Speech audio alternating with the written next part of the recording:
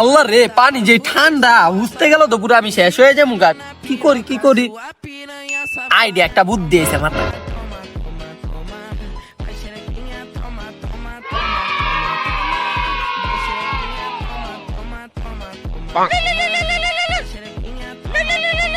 Hello. Hello, আসসালামু আলাইকুম MP সাহেব। ওয়ালাইকুম সালাম। কে? কি অবস্থা, ভালো আছেন নি? হ্যাঁ, আমি ভালো আছি। তুমি কে? আমি যে মন চাই এই হোক, আপনি আমার চিনবেন না, আমার কথা শুনেন আপনি। হ্যাঁ বলো। আমি এই যে খেতে আগদাইছিলাম, বুঝছেন? তুমি খেতে এক গেছো, আমি কি করবো? এখন এমপি সাহেব পানি যে ঠান্ডা, যদি আমার একটু কি কর? পানি ঠান্ডা মানে আমি কি করবো? তোর পানি ঠান্ডা থাকলে এখন কি আমি তোর বসা দিবো বান্দির বলা? আরে না, তাকে তো আমার কথাটা শুনেন আগে, আমার কথা পুরাপুরি শুনেন। তাহলে কি করবো? আমি এই নারায়ণগঞ্জের এমপি, তুই কথা আমার খোঁচা দেওয়ার কথা আইলে কিন্তু একদম পুটকিদা গুল্লি করে একদম আগা কিন্তু আজীবন লেগে বন্ধ করে দিব বান্দির বলা।